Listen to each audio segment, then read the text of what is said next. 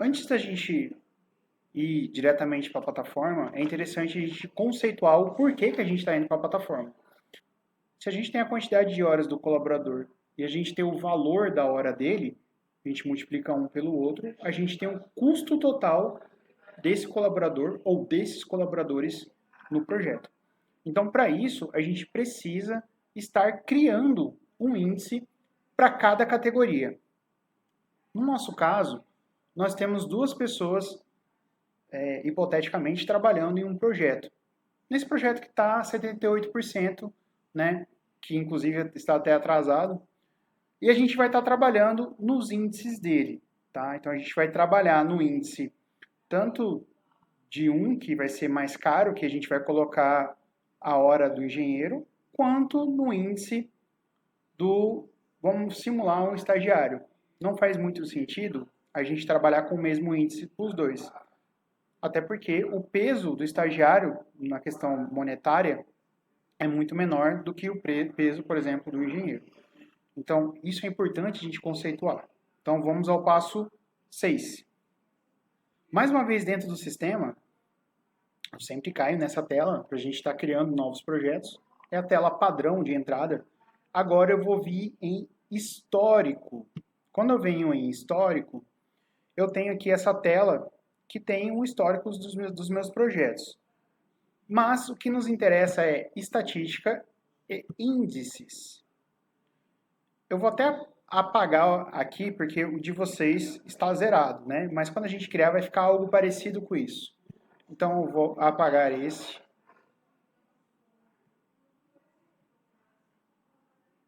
E vou apagar esse.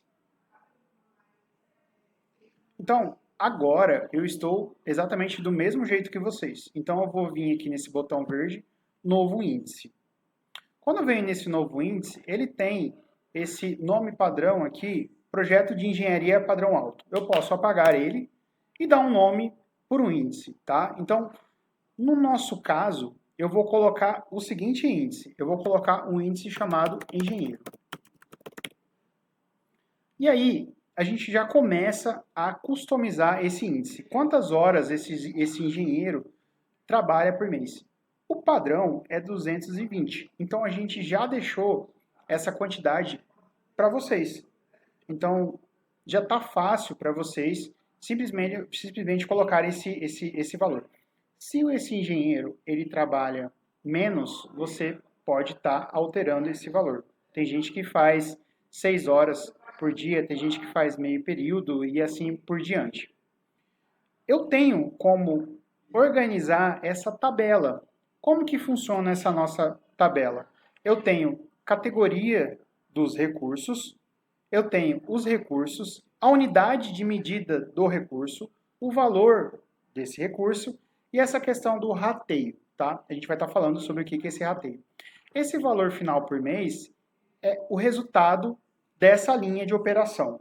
Então, o sistema ele já facilita para mim. Então, vamos primeiro à categoria.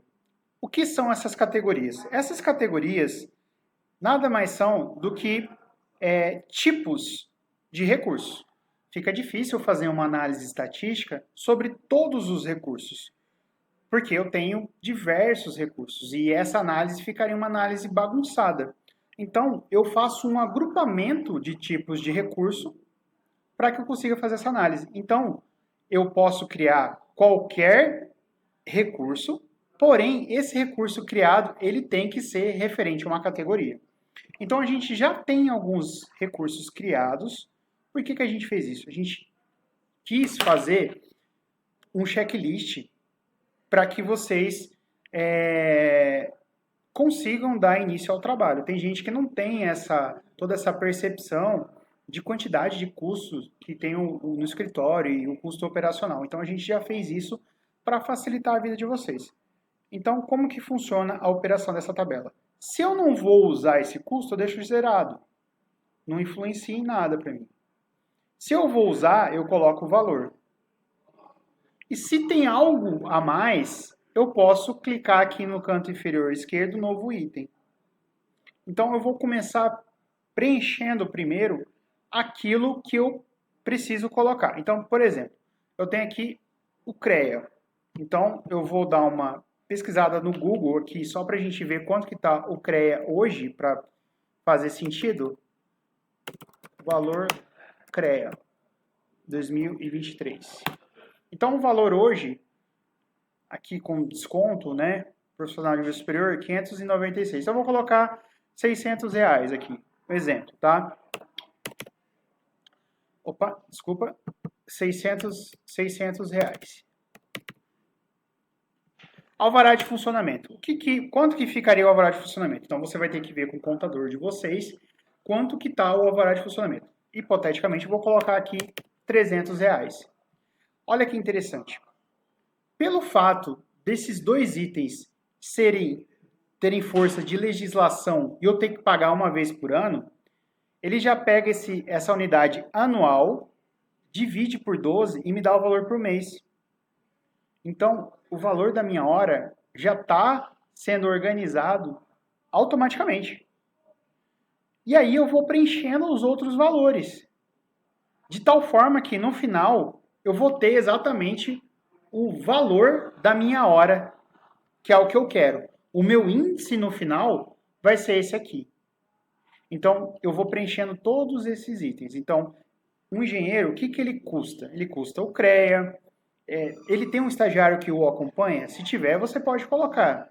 Assessoria contábil? Você pode colocar também. Então, isso aqui vai somando. E aí, você vai preenchendo até chegar no valor por mês. Então, agora a gente vai fazer uma pausa aqui. Eu vou preencher essa tabela aqui, eu vou colocar algumas coisas, tá? Para a gente chegar num valor, num índice, que seria esse valor por hora. Então pronto, aqui eu coloquei na última linha um novo item, que eu acabei de escrever para vocês, que seria agência de estágio, o intermediador, e atualizei ou criei. Então esses são os dois índices que nós vamos ter criado, o índice do engenheiro e o índice do estagiário. Esse é o processo de criação de índices.